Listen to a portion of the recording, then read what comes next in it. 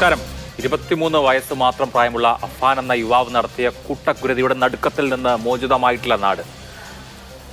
കുട്ടിക്കാലത്ത് നോക്കി വളർത്തിയ 95 വയസ്സുള്ള മുത്തശ്ശിയെയും 14 വയസ്സ് മാത്രം പ്രായമുള്ള കുഞ്ഞനിയനെയും അടക്കം 4 കുടുംബാംഗങ്ങളെയാണ് അഫാൻ അരുംകൊല ചെയ്തത്. ഒപ്പം ജീവിക്കാൻ ഇറങ്ങി വന്ന പെൺകുട്ടിയെയും രാക്ഷസീയമായി വകവരുത്തി ചുറ്റിക കൊണ്ട് അടിച്ചു മുഖം വികൃതമാക്കിയ നിലയിലാണ് മൃതദേഹങ്ങൾ. എന്താണ് ഈ കൊട്ടും ക്രൂരകൃത്യത്തിലേക്ക് അഫാനെ നയിച്ചത് എന്നുള്ളത് ഇനിയും വ്യക്തമായിട്ടില്ല. കുറ്റകൃത്യങ്ങൾ അനുപാതരഹിതമായി വർത്തിക്കുന്ന ക്രിമിനലിസം പിടിമുറുക്കിയ ഒരു സമൂഹമായി കേരളം മാറുകയാണോ എന്ന ആശങ്കയാണ് ഇന്ന് സൂപ്പർ പ്രൈം ടൈം പങ്കുവയ്ക്കുന്നത്. എന്നോടൊപ്പം ശ്രീ എം ഷാഫി, അദ്ദേഹം പാങ്ങോട് പഞ്ചായത്ത് പ്രസിഡന്റാണ്. ഒപ്പം ശ്രീ ഷാജർ ഖാനും നാസറുദ്ദീനും ഈ കുടുംബങ്ങളുടെ അയൽവക്കത്ത് താമസിക്കുന്ന ആളുകളാണ്. നന്നായി ഈ കുടുംബത്തെ അറിയുന്ന 2 പേരാണ്. ഒപ്പം ഡോക്ടർ മോഹൻ റോയ് സൈക്യാട്രിസ്റ്റാണ്, ശ്രീമതി വാണി ദേവി സൈക്കോളജിസ്റ്റാണ്, ശ്രീ ഫെബിൻ ബേബി ക്രിമിനോളജിസ്റ്റാണ്. ശാസ്ത്രീയമായി ഇത് വളരെ ഗൗരവം അർഹിക്കുന്ന ഒരു വിഷയം എന്നുള്ള നിലയിൽ കേവല വാദപ്രതിവാദത്തിനപ്പുറത്ത് അർത്ഥപൂർണമായ ഒരു സംവാദം അത്യാവശ്യമുള്ള വിഷയം എന്നുള്ള നിലയിൽ അതിനെ സമഗ്രമായി സമീപിക്കാൻ നമ്മോടൊപ്പമുള്ള എക്സ്പേർട്ടുകളും തയ്യാറാണ്. ആദ്യം ഡോക്ടർ മോഹൻ റോയ്, എന്താണ് ഈ കൊലപാതകം എന്ന് നമ്മൾ സ്പെക്കുലേറ്റ് ചെയ്യുന്നതിൽ വലിയ കാര്യമുണ്ടെന്ന് എനിക്ക് തോന്നുന്നില്ല. പക്ഷേ രാക്ഷസീയം എന്നൊക്കെ വിശേഷിപ്പിക്കാൻ കഴിയുന്ന വിധത്തിലാണ് ഈ കൊലപാതകം നടന്നിട്ടുള്ളത്. 5 മൃതദേഹങ്ങളും വികൃതമാക്കപ്പെട്ട നിലയിലാണ്, മുഖത്ത് ചുറ്റിക കൊണ്ട് അടിച്ച നിലയിലാണ്. എന്ന് പറഞ്ഞാൽ അത് ഏറ്റവും പ്രിയപ്പെട്ട ആളുകളെയാണെന്ന് ഓർക്കണം. ഏതെങ്കിലും വിദൂര ബന്ധമുള്ളവരോ അല്ലെങ്കിൽ പരിചയക്കാരോ അല്ല, അപരിചിതരല്ല, മറിച്ച് പ്രാണന തുല്യം സ്നേഹിച്ച പ്രണയിനി, കുഞ്ഞുനാൾ മുതൽ കൂടെ കൂട്ടിയ കുഞ്ഞനിയൻ, ഇവരെയൊക്കെ അങ്ങേയറ്റം ഭീകരമായ വിധത്തിൽ തല തല്ലിപ്പൊളിച്ച് കൊല്ലുന്നത് എന്ത് തരം മാനസികാവസ്ഥയാണ്? എങ്ങനെയാണ് ഒരു മനുഷ്യൻ ആ നിലയിൽ എത്തിപ്പെടുക? ഇതിൽ പല ഘടകങ്ങളുണ്ട്. ഇതിൽ ലഹരിയുടെ സ്വാധീനം, ഈ വയലൻസ് കണ്ടുണ്ടാകുന്ന പ്രശ്നങ്ങൾ, കുട്ടികൾക്ക് മുതിർന്നവർക്ക് സമ്മർദ്ദം എങ്ങനെ കൈകാര്യം ചെയ്യണമെന്നുള്ള അറിവില്ലായ്മ, അതിനവരെ നമ്മൾ പരിശീലിപ്പിക്കുന്നില്ല എന്നുള്ളൊരു കാര്യമുണ്ട്. പക്ഷേ ഈ അടുത്ത കാലത്തായി ഇത്തരത്തിലുള്ള, എനിക്ക് തോന്നുന്നു 2025 കുറ്റകൃത്യങ്ങളൊന്ന് പരിശോധിച്ച് കഴിഞ്ഞാൽ നമുക്കറിയാമല്ലോ, ജനറേഷനെ ഇങ്ങനെ പ്രായം വെച്ച് വേർതിരിച്ചുള്ള ഒരു ജെൻ സെഡ് എക്സ് എന്നൊക്കെ പറയുന്ന ജനറേഷനുകളും, അതോടൊപ്പം ഈ വർഷം നമുക്ക് കിട്ടിയൊരു വാക്കുണ്ടല്ലോ, ഈ തന്ത വൈബ് എന്ന് പറയുന്നത്. അതായത് ഉപദേശിക്കുകയോ ബാക്കിയോ എന്തെങ്കിലും ചെയ്തു കഴിഞ്ഞാൽ തന്ത വൈബെന്നും തള്ള വൈബെന്നും പറയുന്നവരുടെ കാലഘട്ടത്തിലാണ് നാം ജീവിക്കുന്നതെങ്കിൽ ഇതൊരു ന്യൂജൻ വൈബാണോ എന്ന് നമ്മൾ പരിശോധിക്കേണ്ടിയിരിക്കുന്നു. ഇതിലെ ഒരു പ്രധാന പ്രശ്നം, നമ്മളെ അടുത്ത കാലത്ത് ഉണ്ടായ കുറച്ച് ചലച്ചിത്രങ്ങളൊന്ന് പരിശോധിച്ച് നോക്കിയാൽ, അതിൻ്റെ പേരൊന്നും പറഞ്ഞ് അവയെ വീണ്ടും മഹത്വവൽക്കരിക്കാനാണ് ഉദ്ദേശിക്കുന്നില്ല. പക്ഷേ ഇതിൽ സംഭവിക്കുന്നത് പല ഇത്തരത്തിലുള്ള ചിത്രീകരണങ്ങളിലും ഉള്ളത്. ഇപ്പോൾ കേരളത്തിൽ എനിക്ക് തോന്നുന്നില്ല, കേരളത്തിലൊരു കൊച്ചു കുട്ടിയുടെ തല ഗ്യാസ് കുറ്റി കൊണ്ട് ഇടിച്ച് ചതയ്ക്കുന്ന ഒരു ക്രൈം കേരളത്തിലുണ്ടായതായി എനിക്കറിയില്ല. ആർക്കെങ്കിലും അത് അറിയാവുന്നവരുണ്ടെങ്കിൽ തിരുത്താം. അതുപോലെ തന്നെ ഒരു പൂർണ്ണ ഗർഭിണിയായ പ്രസവിക്കാൻ പോകുന്ന സ്ത്രീയുടെ വായിലേക്കൊരു കത്തി കുത്തി ഇറക്കുന്നതും ഭ്രൂണത്തെ പുറത്തെടുക്കുന്നത് കൊണ്ടും, അല്ലെ, പണ്ട് കുഞ്ചൻ നമ്പ്യാരുടെ ഒരു കവിത എങ്ങാനുണ്ട്, അതുകൊണ്ട് അരിശം തീരാത്തവനെ പുരയുടെ ചുറ്റും മണ്ടി നടന്നു എന്ന് പറയുന്നത് പോലെ, ഇതിൻ്റെ എഡിറ്റർ ഒരു യൂട്യൂബ് ചാനലിൽ ഞാൻ കണ്ടത്, അദ്ദേഹം വന്നിരുന്നൊരു ചെറുപുഞ്ചിരിയോടുകൂടി പറയുകയാണ്, ഇതിനേക്കാൾ വയലൻസൊക്കെ അതിലുണ്ടായിരുന്നു, അതായത് തലച്ചോറൊക്കെ പുറത്തെടുത്ത ദൃശ്യങ്ങളുണ്ട്, ഞങ്ങൾ അതൊക്കെ അങ്ങ് എഡിറ്റ് ചെയ്യുകയായിരുന്നു. ഇതിൻ്റെ ഒരു പ്രശ്നം എന്താണെന്ന് വെച്ചാൽ, നമ്മൾ പറയും സിനിമയിൽ നിന്നാണോ സമൂഹത്തിലേക്ക് വരുന്നത്, സമൂഹത്തിൽ നിന്നാണോ സിനിമയിലേക്ക് വരുന്നത് എന്നുള്ള ചർച്ചകളൊക്കെ അവിടെ നിൽക്കട്ടെ. ഇത്തരത്തിൽ വയലൻസ് കണ്ടു വളരുന്നവർക്ക്, വയലൻസിലൂടെ കടന്നു പോകുന്നവർക്ക് അതിനോടുള്ള ഒരു സംവേദനത, സെൻസിറ്റിവിറ്റി കുറയും. ഇപ്പോൾ നമുക്ക് ചെറിയൊരു ഉദാഹരണം പറഞ്ഞാൽ, ഇപ്പോൾ പോലീസ് ട്രെയിനിങ്ങിൽ SI സെലക്ഷനും പോലീസ് കോൺസ്റ്റബിൾമാരും ഒക്കെ ആയി ട്രെയിൻ ചെയ്യുന്നവരുടെ പരിശീലനത്തിൻ്റെ ഒരു കാലത്ത് മോർച്ചറിയിൽ വരാറുണ്ട്. അപ്പോൾ മോർച്ചറിയിൽ വരുമ്പോൾ, ഞാൻ പോലീസ് സർജനായിട്ട് 2-2.5 വർഷത്തോളം ജോലി ചെയ്ത ഒരാളാണ്. അങ്ങനെ വരുമ്പോൾ അവർക്ക് ആദ്യത്തെ ദിവസമൊന്നും ഇവർക്ക് അവിടെ നിൽക്കാനൊന്നും സാധിക്കില്ല. അവർക്ക് ഓക്കാനം ഉണ്ടാവും, ചിലരൊക്കെ അപ്പോഴേ ഇറങ്ങി ഓടും.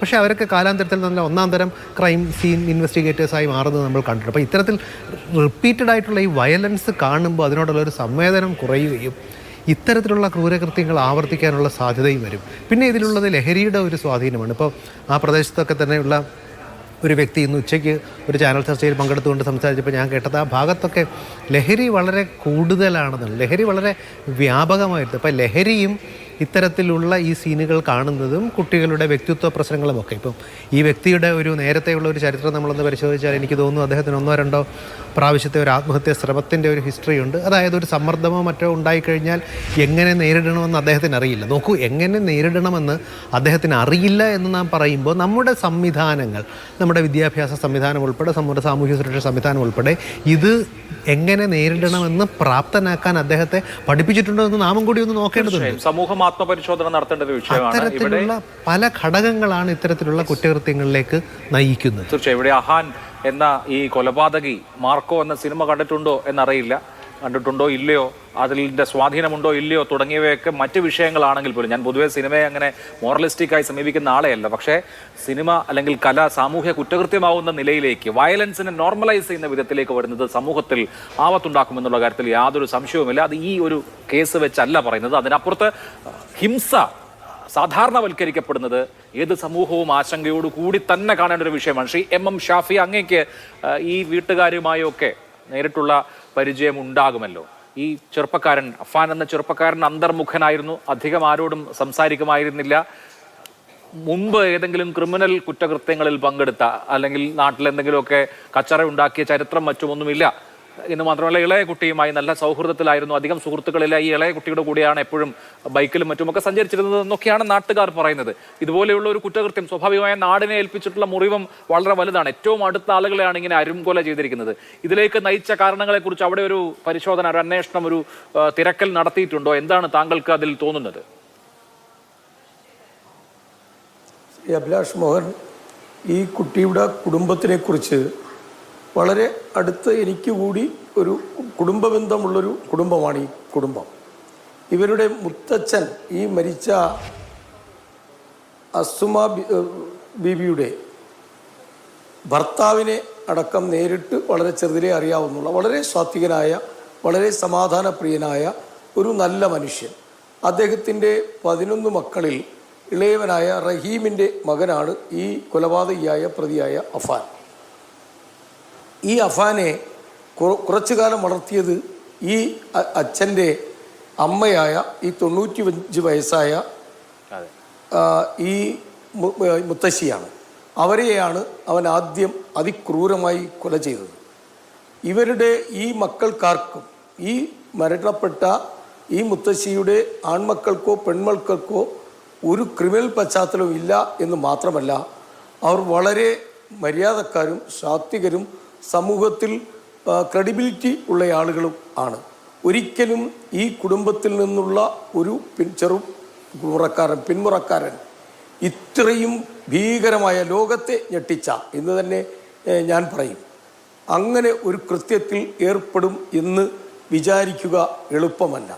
ഇന്നലെ ഈ സംഭവം ഒരു ഉപതെരഞ്ഞെടുപ്പുമായി ബന്ധപ്പെട്ട് നിൽക്കുമ്പോഴാണ് എന്നെ വിളിച്ച് അവിടുത്തെ ആളുകൾ, അയൽവാസികൾ പറയുന്നത്, പ്രസിഡൻ്റെ ഈ അമ്മുമ്മ ഈ കാൽ തട്ടി വീണ എങ്ങനെയോ അവരുടെ തലയുടെ പുറകിൽ മുറിവേറ്റ് മരണപ്പെട്ടു എന്നാണ് തോന്നുന്നത്. എത്രയും പെട്ടെന്ന് വരണം. ഇത്രയും പ്രായമുള്ള, ഇത്രയും സാത്വികമായ ഒരു സ്ത്രീയെ, ഒരു അമ്മയെ, ഒരു അമ്മൂമ്മയെ പോസ്റ്റ്മോർട്ടം ഒഴിവാക്കി പ്രസിഡൻ്റ് ഒന്ന് ബന്ധപ്പെടണം എന്നാണ് പ്രദേശവാസികൾ ആദ്യം ആവശ്യപ്പെട്ടത്. ഞാൻ 1 കിലോമീറ്ററിനപ്പുറത്ത് നിൽക്കുന്നു. ഞാൻ അവിടെ ഒരു കാറിൽ വരുമ്പോൾ കാണുന്നത് ഇവർ അടുക്കള ഭാഗത്ത് മരിച്ചു കിടക്കുന്നതാണ്. വളരെ സമയങ്ങൾക്കുള്ളിൽ തന്നെ ബാങ്ങോട് SHO അവിടെ എത്തി. അദ്ദേഹവുമായി സംസാരിക്കുമ്പോൾ പ്രഥമ ദൃഷ്ട്യാ ഞങ്ങൾക്കൊരു സംശയവുമില്ല, ഈ ഇത്രയും പ്രായമുള്ള അമ്മ മലർന്നു വീണപ്പോൾ ഈ കട്ടളപ്പടിയുടെ വാതിലിൽ പിൻ സൈഡ് ഇടിച്ച് മുറിഞ്ഞ് രക്തം വാർന്ന് ആരും കാണാതെ മരിച്ചുപോയതാകാം എന്നാണ് ഞങ്ങൾ ധരിച്ചത്. അപ്പോൾ CI പറഞ്ഞു, ആർക്കും പരാതിയില്ലെങ്കിൽ പഞ്ചായത്ത് പ്രസിഡൻറ്റും പഞ്ചായത്ത് മെമ്പറും ബാക്കിയുള്ളവരും ഒക്കെ ഇത് എഴുതി തന്നാൽ മറ്റു ദുരൂഹതയൊന്നുമില്ലെങ്കിൽ നമുക്കത് ആലോചിക്കാം പ്രസിഡന്റ് എന്ന് പറഞ്ഞു. അങ്ങനെ പറയുമ്പോഴാണ് ഈ കൂട്ടുകിടക്കാൻ വന്ന മകളാണ് ഇവരുടെ മരണം പെട്ട് കിടക്കുന്നത് കാണുന്നത്. ഇവരുടെ അപ്പുറത്ത് മകൻ താമസമുണ്ട്, അയാളും ഭാര്യയും സ്ഥലത്തില്ലായിരുന്നു. അതിൻ്റെ ഇപ്പുറത്ത് എല്ലാ മക്കളും ചേർന്ന് ഇവർക്കായി ഒരു ചെറിയ വീട് വെച്ച് കൊടുത്തിട്ടുണ്ട്. അതിലും അവർ താമസിക്കാതെ ഈ 2 വീടിൻ്റെ ഇടയിലുള്ള പുറകിൽ തൻ്റെ ഭർത്താവ് താമസിച്ച മണ്ണ് വെച്ച ഷീറ്റിട്ട ഒരു ചെറിയ വീട്ടിലാണ് ഈ അമ്മുമ്മ താമസിച്ചു കൊണ്ടിരുന്നത്. അപ്പോൾ ഈ മകൾ പറഞ്ഞു, ഉമ്മയുടെ കഴുത്തിൽ ഒരു ചെയിൻ ഉണ്ടായിരുന്നു, അതിപ്പോൾ കാണുന്നില്ല എന്ന് പറയുമ്പോഴാണ് ഇതിൻ്റെ പിക്ചർ മാറുന്നത്. അപ്പോൾ SHO പറഞ്ഞു, അങ്ങനെയാണെങ്കിൽ പ്രസിഡന്റ് നമുക്ക് ഇത് മറ്റു കാര്യങ്ങളിലേക്ക് ആലോചിക്കേണ്ടി വരും എന്ന് പറഞ്ഞ് ഇതിൻ്റെ മറ്റു കാര്യങ്ങളുമായി ബന്ധപ്പെട്ട് പലരോടും ചോദിക്കുകയും മൊഴിയെടുക്കുകയും അന്വേഷണം നടത്തുകയും ഒക്കെ പോലീസ് ചെയ്തുകൊണ്ടിരിക്കുമ്പോഴാണ് സർപ്രൈസായി ഒരു വാർത്ത വരുന്നത്, ഇത്രയും ആളുകളെ കൊന്നുകൊണ്ട് ഒരു പ്രതി അഫാൻ വെഞ്ഞാറമൂട് പോലീസ് സ്റ്റേഷനിൽ കീഴടങ്ങിയിരിക്കുന്നു എന്ന്. അതിനുശേഷമാണ് കേരളത്തെ ഞെട്ടിച്ച അതിനിഷ്ഠൂരവും ക്രൂരമായോ ഈ കൊലപാതകത്തിൻ്റെ ചുരുളഴിയുന്നത്. തീർച്ചയായും ഇയാൾ ലഹരിക്കടിമയാണോ ഇല്ലയോ എന്ന് അയൽവാസികൾക്കോ ബന്ധുക്കൾക്കോ നാട്ടുകാർക്കോ പാങ്ങോട് പ്രദേശത്തുള്ളവർക്കോ ഇപ്പോൾ അവർ താമസിക്കുന്ന പുല്ലമ്പാറ പഞ്ചായത്തിലുള്ള പ്രസിഡന്റിനെയും മെമ്പർമാരെയും അയൽവാസികളെയും ഒക്കെ ഞാൻ ബന്ധപ്പെട്ടു. അവരുടെ രക്ഷകർത്താക്കളെ അടക്കം ഞാൻ കണ്ടു ചോദിച്ചു, ഈ കുട്ടിക്ക് എന്താ, ഇവൻ ഒരു അന്തർമുഖനായി ആരോടും അധികം സംസാരിക്കാതെ ഇരിക്കുന്നു എന്നുള്ളതല്ലാതെ ഇവനിൽ ഒരു മറ്റ് ദുസ്വഭാവങ്ങളോ ദൂഷ്യങ്ങളോ ഒരിക്കലും കണ്ടിട്ടില്ല എന്നാണ് നാട്ടുകാരും വീട്ടുകാരും ഒരുപോലെ പറയുന്നത്. പക്ഷേ ഇവൻ വളരെ രഹസ്യമായി അതിമാരകമായ ഏതോ മയക്കുമരുന്ന് മണവും അതുപോലെ തന്നെ രുചിയും ഇല്ലാത്ത എന്നാൽ സിന്തറ്റിക്കായ ഏതോ മയക്കുമരുന്ന് ഉപയോഗിച്ചുകൊണ്ടാണ് ഇത് ചെയ്തതെന്നാണ് 10-35 വർഷത്തെ പൊതുപ്രവർത്തനത്തിനിടയിൽ ഉള്ള പരിചയത്തിൽ എനിക്ക് മനസ്സിലാകുന്നത്.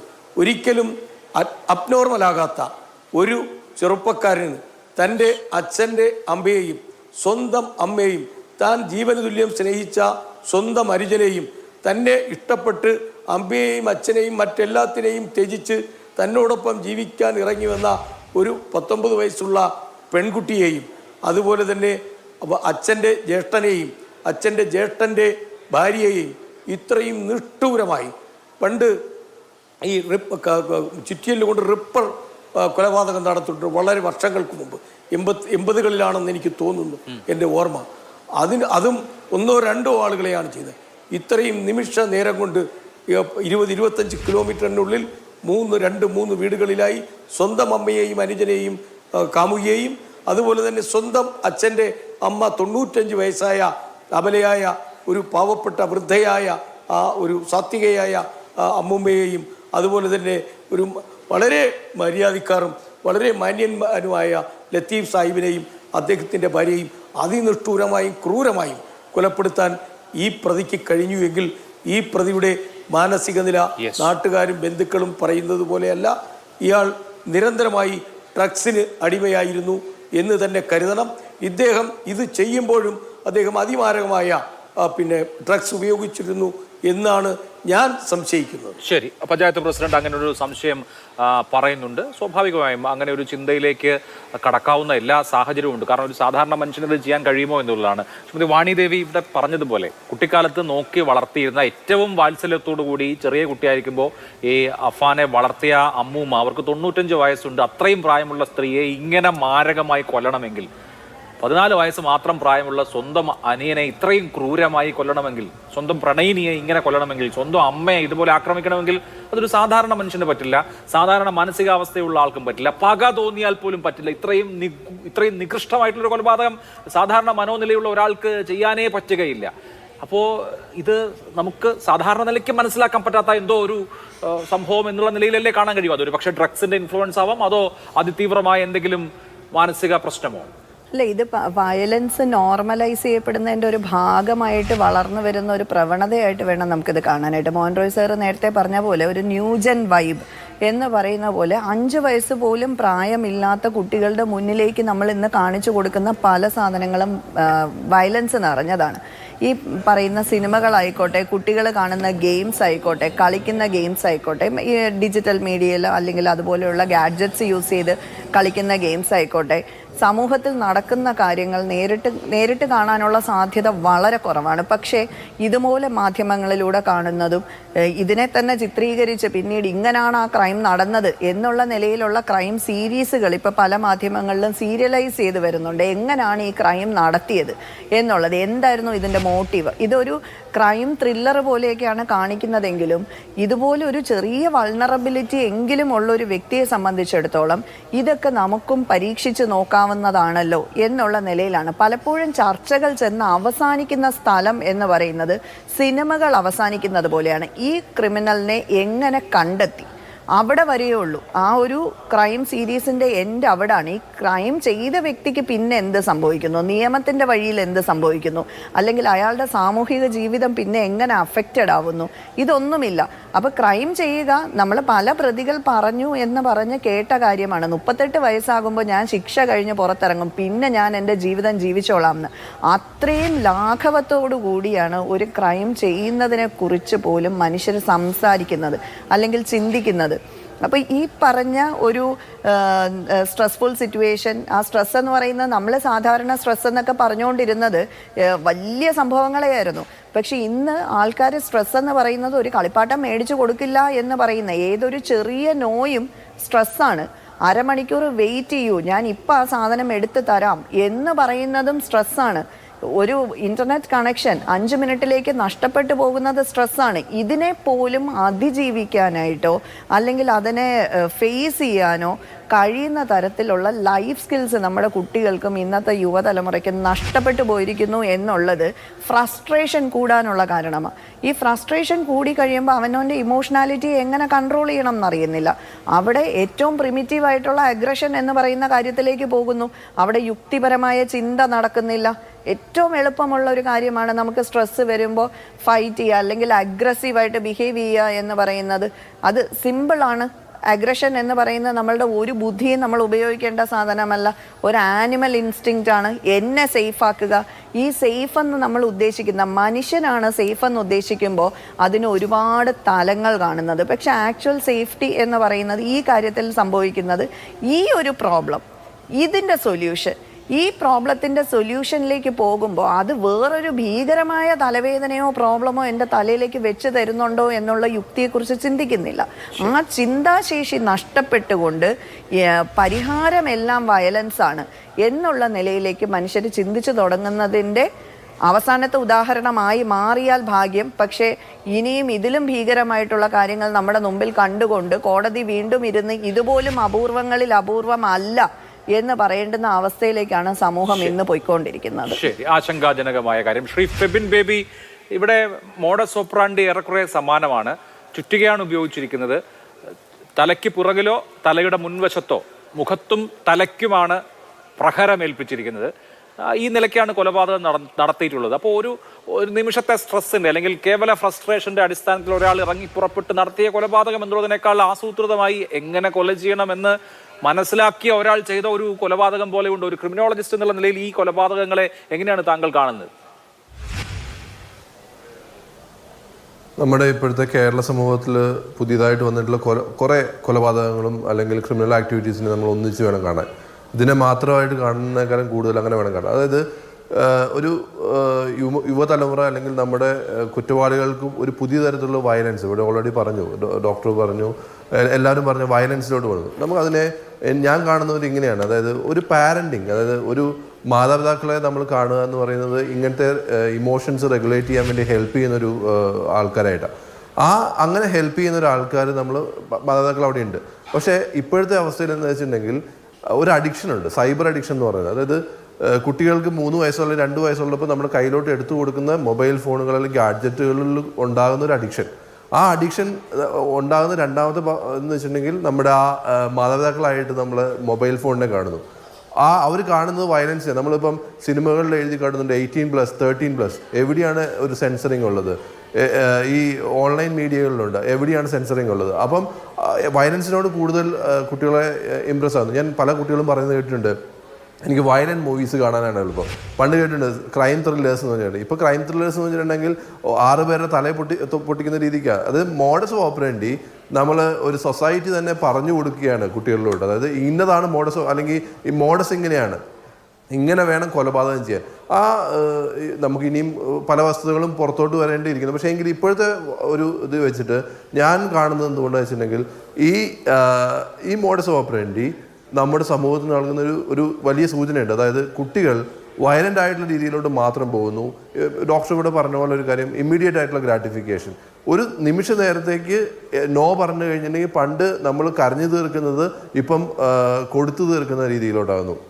എങ്ങനെയാണ് ഈ പ്രതിക്ക് ഈ ഒരു മോഡസ് വരുന്നത്? അതായത് പ്രതി എവിടുന്ന്, അതായത് നമുക്കൊരു തിയറി ഉണ്ട്, സോഷ്യൽ ലേണിംഗ് തിയറി എന്ന് പറയും. ആ ലേണിംഗ് തിയറിക്ക് അത് പറയുക, ഇങ്ങനെ വയലൻസ് കണ്ട് വളർന്ന ആൾക്കാർ ഇങ്ങനെ തന്നെ നമ്മൾ പറയും. സൈക്കോളജിസ്റ്റ് ആയിട്ടുള്ള ബൻഡുരയുടെ തിയറിയാണ്. ഒരു രണ്ടാമത്തെ കാര്യം എന്ന് വെച്ചിട്ടുണ്ടെങ്കിൽ ഫാമിലിയിൽ നിന്നാണ് ഇങ്ങനത്തെ വയലൻസുകൾ റെഗുലേറ്റ് ചെയ്യാനുള്ള ട്രെയിനിങ്ങുകൾ കൊടുക്കേണ്ടത്. ആ ഫാമിലിയെ തന്നെ അറ്റാക്ക് ചെയ്യുന്നൊരു അവസ്ഥ, അതായത് അറ്റാച്ച്മെന്റ് ഇല്ല, അല്ലെങ്കിൽ ഇമോഷണൽ റെഗുലേഷൻസ് ഇല്ല. ഡോക്ടർ പറഞ്ഞ ഫസ്ട്രേഷൻ എങ്ങനെയാണ് റെഗുലേറ്റ്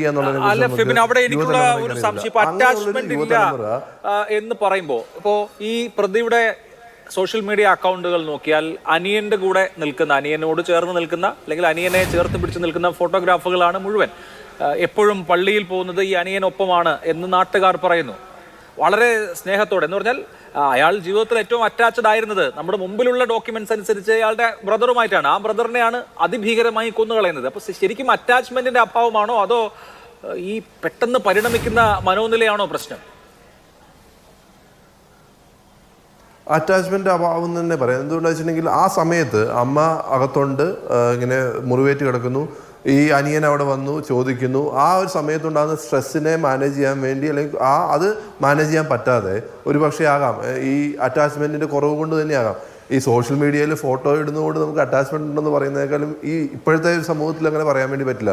എന്തുകൊണ്ടെന്ന് വെച്ചാൽ ഈ സോഷ്യൽ മീഡിയയിൽ ഫോട്ടോ ഇട്ടുള്ള പല ആൾക്കാരും അവരവരുടെ ആൾക്കാരെ കൊലപാതകം ചെയ്തിട്ടുണ്ട്. എന്തിനു പറയുന്നു, ഈ എനിക്ക് തോന്നുന്നു ഇപ്പോഴത്തെ സ്പെക്കുലേഷൻസ് വെച്ചിട്ട് പറയുകയാണെങ്കിൽ ഈ പെൺ സുഹൃത്തിനെ വരെ കൊലപാതകം അല്ലെങ്കിൽ കൊല ചെയ്തിട്ടുള്ളത് നീ ഇനി ജീവിച്ചിരുന്നാൽ രക്ഷയില്ല എന്നുള്ള രീതിക്ക്, അതായത് ഞാനില്ലെങ്കിൽ ഇതൊന്നുമില്ല. രണ്ടാമത്തെ കാര്യം, ഈ അറ്റാച്ച്മെന്റ് എന്ന് പറയുന്നത് ഒരു നൈമിഷികമായിട്ട് മാറുന്നു. അതായത് ആ ഒരു മാനസികാവസ്ഥയിലൂടെ നമ്മുടെ സമൂഹം പോകുന്നു. അറ്റാച്ച്മെന്റ് ശരിക്കും പറഞ്ഞാൽ ഫേക്ക് അറ്റാച്ച്മെന്റ് ആയി മാറുന്നുണ്ടെന്ന് എനിക്ക് തോന്നുന്നുണ്ട്.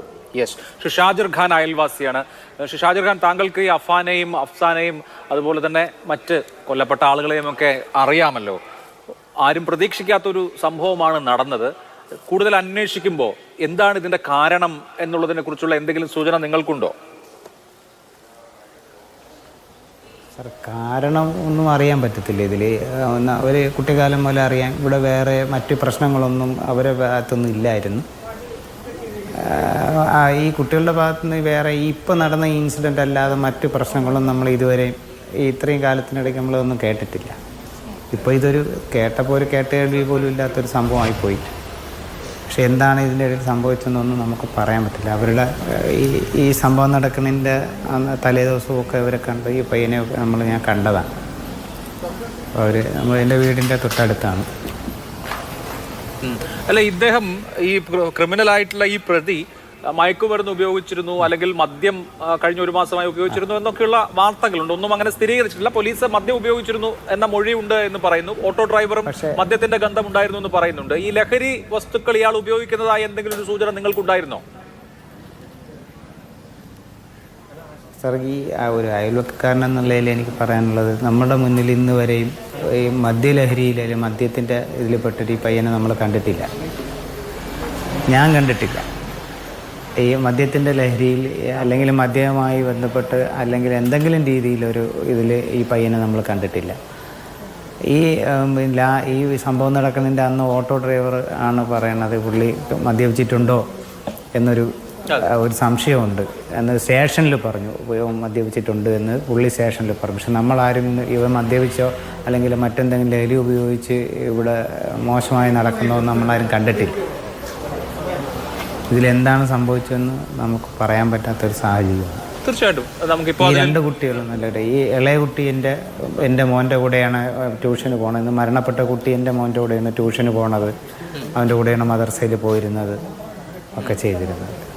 നമ്മളൊക്കെ അതിൻ്റെ ആ ഒരു ഞെട്ടലിൽ നിന്ന് വിട്ടുമാറിയിട്ടില്ല ഇപ്പോഴും. തീർച്ചയായിട്ടും മനസ്സിലാവും. ഈ ഇളയ കുട്ടിയും അടക്കം കഴിഞ്ഞ് ഞാനിങ്ങോട്ട് അടക്കം കഴിഞ്ഞ് വന്നിട്ട് പോലും ഇങ്ങനൊരു സംഭവം നടന്നോ എന്ന് പോലും നമുക്ക് ഇപ്പോഴും വിശ്വസിക്കാൻ പറ്റുന്നില്ല. സാഹചര്യത്തിലാണ്.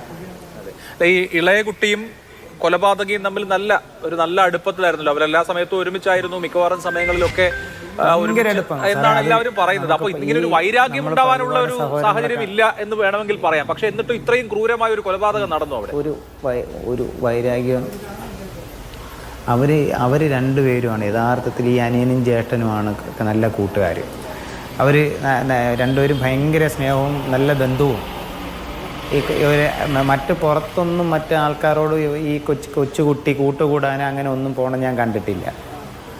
അപ്പോൾ ഈ ജ്യേഷ്ഠൻ ഗൾഫിലായിരുന്ന സമയത്തൊക്കെ അവൻ തിരിച്ച് നാട്ടിൽ വന്ന് അവർ തമ്മിലാണ് നല്ല കണക്ഷനും എല്ലാ കാര്യവും. എപ്പോഴും രണ്ടുപേരും ഒത്തുണ്ടാവണ കണക്കാണ്. അപ്പോൾ വണ്ടിയിലൊക്കെ യാത്ര ചെയ്ത് പുറത്തേക്ക് പോകണ കണ്ട ആ വണ്ടിയിൽ ഇവർ രണ്ടുപേരും കാണും. അപ്പോൾ അത്രയും അടുപ്പമുണ്ട് ഈ തള്ളയുമായിട്ടും ഈ തള്ളയുമായിട്ടും നല്ല അടുപ്പമുണ്ട് ഈ മക്കൾ. നല്ല അടുപ്പമുണ്ട്. സാധാരണ തള്ളയിപ്പോൾ പിന്നെ മറ്റെങ്ങനെ ഇതുപോലെ അല്ല, ഒരു നല്ല അടുപ്പമാണ്. അമ്മായിയുമായിട്ടൊക്കെ ഭയങ്കര അറ്റാച്ച്മെൻ്റാണ് ഈ പയ്യൻ. ഈ പ്രതിയായ പയ്യൻ ഈ തള്ളയുമായിട്ടൊക്കെ ഭയങ്കര അടുപ്പവും നല്ല അറ്റാച്ച്മെൻറ്റുമാണ്.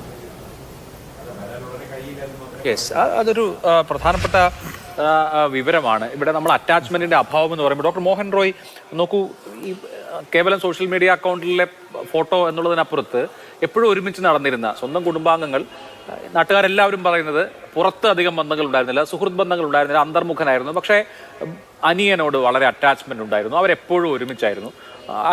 ഇളയ കുട്ടിയും ഒരുപാട് അങ്ങനെ പുറത്തേക്കൊന്നും പോകാറുണ്ടായിരുന്നില്ല, കളിക്കാനൊന്നും പോകാറുന്നില്ല. പക്ഷെ ഫാമിലിയിൽ ഇവരെപ്പോഴും ഒരുമിച്ചായിരുന്നു. അത്രയും അടുപ്പം ഉണ്ടായിരുന്ന ആളുകൾ. പിന്നെ സ്വാഭാവികമായും സ്നേഹിച്ച പെൺകുട്ടിയെ വീട്ടിലേക്ക് വിളിച്ചു വരുത്തി കൊല്ലുക എന്നൊക്കെ പറയുമ്പോൾ അറിയാമല്ലോ. അപ്പോൾ ഇത്രയധികം ഇൻറ്റിമേറ്റായി ഏറ്റവും അടുത്ത് നിൽക്കുന്ന ആളുകളെയാണ് കൊന്നിരിക്കുന്നത്, അല്ലാതെ അപരിചിതരെ അല്ല. പെട്ടെന്നൊരു ദേഷ്യം തോന്നി അങ്ങനെ ഏറ്റവും അടുത്ത് നിൽക്കുന്ന ആളുകളെ കൊല്ലുക എങ്ങനെ തുടങ്ങിയവ എനിക്ക് തോന്നുന്നു സാധാരണ ഒരു മനുഷ്യന് ഈ ചോദ്യങ്ങൾക്കൊന്നും ഒരു ഉത്തരം കിട്ടില്ല എന്ന്. അല്ല, അവിടെയാണ് ഇതിൻ്റെ പുറകിലുള്ള യഥാർത്ഥ മോട്ടീവ് എന്താണെന്ന് നാം അറിയേണ്ടത്. എന്തുകൊണ്ടാണ് ഈ കുറ്റാരോപിതൻ ഈ കാര്യങ്ങൾ ചെയ്തിരിക്കുന്നത് എന്തുകൊണ്ടെന്നാണ് നമുക്കറിയേണ്ടത്. ഇപ്പോൾ അവരാദ്യം ഒരു തിയറിയാണ് പറഞ്ഞത്, അത് കഴിഞ്ഞ് അവരത് മാറ്റിയിട്ടുണ്ട്. അപ്പോൾ അങ്ങനെ വരുമ്പോൾ ഇപ്പം തൻ്റെ കൂടെ നിൽക്കുന്ന എല്ലാവർക്കും എന്തെങ്കിലും ഒരു പ്രശ്നം ഉണ്ടായാൽ അവരെ എല്ലാവരെയും വകവരുത്തിയേക്കാം. അല്ല, പണ്ടൊക്കെ ഡോക്ടർ മോഹൻ റോയ് ഇപ്പോൾ കുടുംബത്തിൽ വലിയ പ്രതിസന്ധി വന്നാൽ മൂത്ത മകൻ ചിലപ്പോൾ ആ മാതാപിതാക്കൾക്കും സഹോദരങ്ങൾക്കും വിഷം കൊടുത്ത് ആത്മഹത്യ ചെയ്തു എന്നുള്ള വാർത്ത നമ്മൾ മുമ്പും കേട്ടിട്ടുണ്ട്. അല്ലെങ്കിൽ കുടുംബത്തിൽ പ്രതിസന്ധി വരുമ്പോൾ ഗൃഹനാഥൻ മറ്റു കുടുംബാംഗങ്ങൾക്ക് വിഷം നൽകി ആത്മഹത്യ ചെയ്യുക നമ്മുടെ സമൂഹത്തിൽ നടന്നിട്ടുള്ള കാര്യമാണ്. ഈ സമീപ ദിവസങ്ങളിൽ ഒരെണ്ണം നടന്നു എറണാകുളത്ത്. പക്ഷെ ഇത് മാരകമായ നിലയിൽ ഇങ്ങനെ കൊലപ്പെടുത്തുക എന്നുള്ളതാണ് ഇതിൽ ഏറ്റവും ഭീകരമായ സംഭവം. നമ്മളെ കേരളത്തിൽ പൊതുവെ പറഞ്ഞ ഫാമിലി സൂയിസൈഡ് എന്ന് തെറ്റിദ്ധരിക്കപ്പെട്ട ഒരു പ്രയോഗമുണ്ടല്ലോ. അതായത് ഫാമിലി സൂയിസൈഡ് അല്ല, യഥാർത്ഥത്തിൽ ഈ മേഖലയുമായി ബന്ധപ്പെട്ടവർ കാണുന്നത് ആദ്യം കൊലപാതകവും അതിനുശേഷം നടക്കുന്ന ആത്മഹത്യയുമാണ്. തെറ്റിദ്ധരിക്കപ്പെട്ട ഒരു പദമാണത്. കാരണം ഒരു പ്രശ്നം ഉണ്ടാകുമ്പോൾ ചില വിഷാദരോഗമോ മറ്റോ ഉള്ള ആൾക്കാരാണെങ്കിൽ തങ്ങൾ ഇതിൽ നിന്ന് രക്ഷപ്പെടില്ല എന്ന് തീരുമാനിക്കുന്നു. അതിനുശേഷം അവർ ഭാര്യയോടോ മറ്റോ പറയുന്നു, ഞാൻ പോയി കഴിഞ്ഞാൽ നിന്നെയും അവർ ബുദ്ധിമുട്ടിക്കാൻ സാധ്യതയുണ്ടെന്ന് പറയുന്നു. അതിനുശേഷം നമ്മൾ രണ്ടുപേരും പോയി കഴിഞ്ഞാൽ കുട്ടികളുടെ കാര്യം കുഴപ്പത്തിലാകുമെന്ന് പറയുന്നു. അവർ രണ്ടുപേരും നിന്ന് കുട്ടിയെ കൊല്ലുന്നു. ഈ മനുഷ്യൻ, ഈ മാനസിക വൈകല്യമുള്ള ഈ മനുഷ്യൻ ഭാര്യയെ കൊല്ലുന്നു. അതിനുശേഷം ഇദ്ദേഹം വിഷം കഴിക്കുക, മറ്റൊരു രീതിയിൽ ആത്മഹത്യ ചെയ്യുന്നു. അതും നമ്മൾ സൂചിപ്പിച്ചതുപോലെ ഇതുപോലും യഥാർത്ഥത്തിൽ നമ്മൾ റിപ്പോർട്ട് ചെയ്യുന്നതിലും ബാക്കിയിലുമൊക്കെ ഒരു പ്രശ്നമുണ്ട്. ഇത് റിപ്പോർട്ട് ചെയ്യുമ്പോൾ ഇത്തരം പ്രശ്നങ്ങളിലൂടെ കടന്നു പോകുന്ന ഒരാൾക്ക് ഇതാണോ ഇതിൻ്റെ പരിഹാരം എന്ന് തോന്നാവുന്ന രീതിയിൽ അവരും ഇത് ചെയ്യാൻ സാധ്യതയുണ്ട്. നമ്മുടെ നാട്ടിൽ കോപ്പി ക്യാറ്റ് സൂയിസൈഡ് എന്നാണ് പറയുന്നത്. കേരളത്തിലെ നമ്മുടെ ഇപ്പോഴത്തെ ഒരു സൂപ്പർ സ്റ്റാർ നായകനായ ഒരു ചിത്രമുണ്ടായിരുന്നു. അദ്ദേഹം ഈ തൂങ്ങി മരണം കാണിക്കുന്ന ഒരു സിനിമയുണ്ട്. അതിൻ്റെ അവസാനമാണത്. ആ സിനിമ പണ്ടൊക്കെ ഞങ്ങളുടെയൊക്കെ കുട്ടിക്കാലത്ത് ദൂരദർശനിലോ മറ്റോ കാണിച്ചു കഴിഞ്ഞാൽ പിറ്റേന്ന് അതുപോലത്തെ 2-3 ആത്മഹത്യകൾ കുട്ടികളുടെ ഭാഗത്തു നിന്ന് കേരളത്തിൽ റിപ്പോർട്ട് ചെയ്യപ്പെട്ടിട്ടുണ്ട്. അതിൻ്റെ അപ്പുറത്തേക്ക് ഈ ഒരു കാര്യത്തിൽ നമ്മൾ ഈ അറ്റാച്ച്മെൻറ്റ് എന്നൊക്കെ പറയുമ്പോൾ യഥാർത്ഥത്തിലുള്ള അറ്റാച്ച്മെൻറ്റ് ആയിരുന്നില്ല എന്നുള്ളത് നമുക്ക് വ്യക്തമല്ലേ. അത്തരത്തിലുള്ള അറ്റാച്ച്മെൻറ്റ് ഒരാൾ ഇങ്ങനെയാണോ പ്രശ്നങ്ങളെ സമീപിക്കേണ്ടത്? ഈ 23 വയസ്സായി വ്യക്തിക്ക് പ്രശ്നങ്ങൾ ഉണ്ടായത് ഈ പറഞ്ഞ പോലെ വലിയൊരു കടം അദ്ദേഹത്തിന് ഉണ്ടായതായി പറയുന്നുണ്ട്. അതെങ്ങനെയാണെന്നുള്ളത് നമുക്കറിയില്ല. കുടുംബത്തിൻ്റെ കടമാണെങ്കിൽ അത് തന്നെയാണോ ബാധിക്കുന്നതെന്നാണോ ഇദ്ദേഹം വിചാരിച്ചു വെച്ചിരിക്കുന്നത്? ഇനി പോലീസിൻ്റെയും മറ്റു മാധ്യമങ്ങളും പറഞ്ഞനുസരിച്ച് ഒരു സ്വർണ്ണപ്പണയ സ്ഥാപനത്തിൽ പോകുന്നു, പണം ആദ്യം അവിടെ നിന്ന് വാങ്ങുന്നു, അത് കഴിഞ്ഞൊരു ചുറ്റിയെ വാങ്ങുന്നു, അത് കഴിഞ്ഞ് അതുകൊണ്ട് ഒരാളെ വധിച്ചതിന് ശേഷം ആ സ്വർണം എടുത്തുകൊണ്ട് വന്ന് ആ പണം. അപ്പം ഇതിൽ ഇപ്പം അങ്ങനെയാണെങ്കിൽ ഈ അനിയനോട് ഇദ്ദേഹത്തിന് ഇത്രയും കരുണയും ആർദ്രതയും ഉണ്ടെന്ന് പറഞ്ഞാൽ അദ്ദേഹത്തെ ഇപ്പോൾ നേരത്തെ സംസാരിച്ചൊരു പാനലിസ്റ്റ് പറഞ്ഞല്ലോ, കുട്ടിക്കാലത്ത് അദ്ദേഹത്തെ നോക്കിയിരുന്ന ആളാണ് ഈ 95 വയസ്സായ ഉമ്മ. നോക്കൂ, നമ്മൾ 3 പേരും ഇത് കാണുന്നവരൊക്കെ ഒന്ന് ആലോചിച്ചു. നമ്മുടെ വീട്ടിൽ ഒരു 95 വയസ്സായ ഒരാളുണ്ടെങ്കിൽ നമ്മൾ ഇവരുടെ അടുത്തുകൂടെ പോകുമ്പോൾ തന്നെ നമുക്കൊരു ഇതില്ലേ, നമ്മളവരെ തട്ടുകയോ മറ്റോ ചെയ്താൽ അവർക്ക് എന്തെങ്കിലും സംഭവിക്കുമോ എന്നുള്ളൊരു ഉൾഭയം നമ്മുടെ ഉള്ളിലില്ലേ. 95 വയസ്സായ ഒരു സ്ത്രീയുടെ ഒരു ശാരീരികാവസ്ഥയും ഒക്കെ ഇപ്പോൾ അവരുടെ നിർഭാഗ്യവശാൽ എനിക്ക് ഇതുമായി ബന്ധപ്പെട്ട ചിത്രങ്ങളൊന്ന് കാണേണ്ടി വന്നതിൻ്റെ ഒരു നടുക്കത്തിലൂടെയാണ് ഞാൻ. അവരൊക്കെ കിടക്കുന്ന കിടപ്പ് കണ്ടാണല്ലോ, നമുക്കത് ഒട്ടും അങ്ങോട്ട് താങ്ങാൻ സാധിക്കുന്നില്ല. അപ്പം ഈ കാണിക്കുന്ന ആർദ്രതയും അനുതാപവും യഥാർത്ഥത്തിൽ തെറ്റിദ്ധരിക്കപ്പെട്ടതാണെന്ന് നിർഭാഗ്യവശാൽ പറയേണ്ടി വരും. നമ്മൾ അവിടെ തന്നെ ഈ നേരത്തെ ബഹുമാനപ്പെട്ട പഞ്ചായത്ത് പ്രസിഡന്റ് സംസാരിച്ച 1-2 കാര്യങ്ങൾ ഞാനൊന്ന് പറയുക. അദ്ദേഹം പറഞ്ഞു ഈ പോസ്റ്റ്മോർട്ടം ഒഴിവാക്കുന്നതിനെക്കുറിച്ചൊരു ചർച്ച അവിടെ ഉണ്ടായി എന്ന് പറയുന്നത് കേട്ടോ. അത് ദയവായി സാർ, പ്രത്യേകിച്ച് അങ്ങേപ്പോലുള്ള പൊതുപ്രവർത്തകരൊട്ടും തന്നെ പ്രോത്സാഹിപ്പിച്ചുകൂടാത്തൊരു കാര്യമാണ് അത്.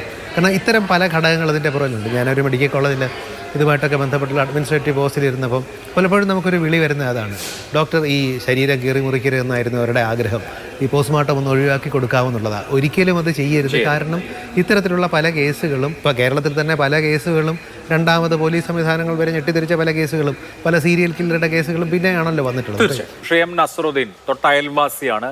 നസറുദ്ദീൻ, കേരളമാകെ അവിടെ നടന്ന സംഭവത്തിന്റെ നടുക്കത്തിൽ നിന്ന് വിട്ടുമാറിയിട്ടില്ല. ഇപ്പോഴും എന്തുകൊണ്ട് തുടങ്ങിയ ചോദ്യങ്ങൾക്ക് നമുക്ക് ഉത്തരം കിട്ടിയിട്ടുമില്ല. ഈ കുടുംബാംഗങ്ങൾ വളരെ നല്ലവരും സ്നേഹം നിറഞ്ഞവരും മര്യാദക്കാരുമായിരുന്നു എന്ന് എല്ലാവരും പറയുന്നു. ഇങ്ങനൊരു കാര്യം ആരും പ്രതീക്ഷിച്ചിട്ടില്ല എന്ന് പറയുന്നു. ഇവിടെ താങ്കളെ സംബന്ധിച്ച് ഈ ചെറുപ്പക്കാരൻ എന്തിനിത് ചെയ്തു എന്നതിനെക്കുറിച്ചുള്ള എന്തെങ്കിലും ഒരു ഐഡിയ താങ്കളെ സംബന്ധിച്ചുണ്ടോ? വലിയ കടബാധ്യത, 75 ലക്ഷത്തിന്റെ കടബാധ്യത പിതാവ് റഹീമിന് ഉണ്ടായിരുന്നു. അദ്ദേഹം അതിൽ ബുദ്ധിമുട്ടുകയായിരുന്നു. സൗദി അറേബ്യയിൽ അദ്ദേഹം മതിയായ താമസ രേഖകൾ ഇല്ലാതെയാണ് താമസിക്കുന്നത് തുടങ്ങിയ കാര്യങ്ങളൊക്കെ വ്യക്തമാണ്. പക്ഷേ ഏറ്റവും അടുത്ത കുടുംബാംഗങ്ങളെ കൊന്നുകളയാൻ അതൊരു കാരണമാവുന്നത് എങ്ങനെയാണ്? ഇത് ഈ കുടുംബം എന്ന് പറഞ്ഞാൽ കൂട്ടുകുടുംബം പോലെ നമ്മുടെ അയൽവാസികളാണ്. അയൽവാസികളെല്ലാം നല്ല സഹകരണത്തിലായിരുന്നു. ഈ അഫ്ഗാൻ എന്ന് പറയുന്നവൻ കൂടുതൽ ആർക്ക് സുഹൃത്തുക്കളില്ല. എന്നാൽ വാഹനത്തിൽ ഒറ്റയ്ക്ക് തന്നെയാണ് യാത്ര ചെയ്യുന്നത്. പിന്നെ നാട്ടിൽ വേറെ കൂട്ടുകാരില്ല. പിന്നെ കൂടുതൽ ആരുമായിട്ട് സംസാരിക്കുന്ന പ്രകൃതക്കാരനല്ല. പിന്നെ അവൻ കൂടുതൽ ഈ പറഞ്ഞ പോലെ അന്തർമുഖൻ പോലെ. കാര്യം നമ്മളിങ്ങനെ കാണുമ്പോൾ വിഷയമൊന്നല്ലാതെ പിന്നെ വേറെ കൂടുതൽ സംസാരിക്കാറുമില്ല. ഇവിടെ ആർക്കാരുമായിട്ട് അങ്ങനെ കൂടുതൽ സംസാരിക്കുന്നതിന് കണ്ടിട്ടില്ല. പിന്നെ ഏറ്റവും കൂടുതൽ അറ്റാച്ച്മെൻറ്റ് ഈ അനുജനോടാണ്. ഈ അനുജൻ ഒരു സുഹൃത്തിനെ പോലെയാണ് കൊണ്ടു നടക്കുന്നത്. അനുജന് നല്ല കെയറായിരുന്നു. കാര്യം പിന്നെ പഠിക്കാൻ കൊണ്ടുവിടുന്നതും തിരിച്ച് വിളിച്ചുകൊണ്ട് വരുന്നതും പിന്നെ മദ്രസയിൽ കൊണ്ടുപോകുന്നതും എല്ലാം ഈ ജ്യേഷ്ഠനായ അഫാനാണ് കൊണ്ടുപോകുന്നത്. വൈകുന്നേരങ്ങളിൽ ഇവർ രണ്ടുപേരും കൂടെയാണ് ഇവിടെ ബോൾ കളിക്കുന്നത്. എല്ലാ ദിവസവും വൈകുന്നേരം ബോൾ കളിക്കും. അത് നമ്മളിവിടെ ഇത് കാണാറുണ്ട്. അല്ല, അത്രയും അടുപ്പം ഉണ്ടായിരുന്ന അനിയനെ തന്നെ, അതും 14 വയസ്സുള്ള ചെറിയ കുട്ടിയാണ്, ആ കുട്ടിയെ തന്നെ ഇത്രയും ക്രൂരമായി കൊല്ലുക എന്ന് പറഞ്ഞാൽ ആർക്കും സഹിക്കാൻ പറ്റുന്ന കാര്യമല്ല. അത് പക്ഷെ അവിടെ സംഭവിച്ചു. സ്വന്തം ഉമ്മയെയും ഇതുപോലെ ചെയ്തു. പ്രണയിച്ച പെൺകുട്ടിയെയും അതിഭീകരമായിട്ടാണ് ആക്രമിച്ചത്. അതൊക്കെ ഒരു തരത്തിൽ ശരിക്കും പറഞ്ഞാൽ നമുക്ക് ഉത്തരം കിട്ടുന്നില്ല ഇതിനൊന്നും.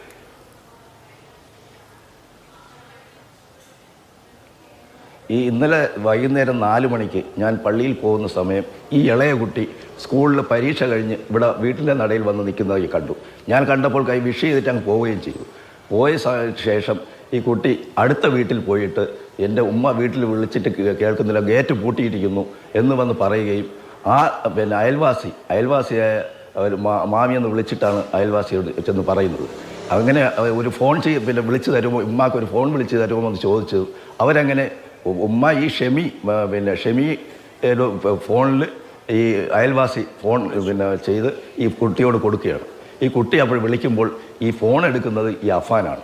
അഫാൻ ആ സമയം വണ്ടിയിൽ വന്നുകൊണ്ടിരിക്കുകയാണ്. 1 കിലോമീറ്റർ കുറ്റുമുട്ടിലെത്തിയെന്ന് പറഞ്ഞു. ഞാനിതാ വരുന്നു എന്ന് പറഞ്ഞിട്ട് ഇവിടെ വന്ന് കുട്ടിയെ കൂട്ടിക്കൊണ്ട് വീട്ടിൽ കയറിപ്പോയി. അതുമാത്രമേ അറിയാവൂ. അതിനുശേഷം പിന്നെ നമ്മൾ വീട്ടിൽ നിന്ന് കുട്ടിയെ കൂട്ടിക്കൊണ്ട് പോവായിരുന്നു അല്ലേ?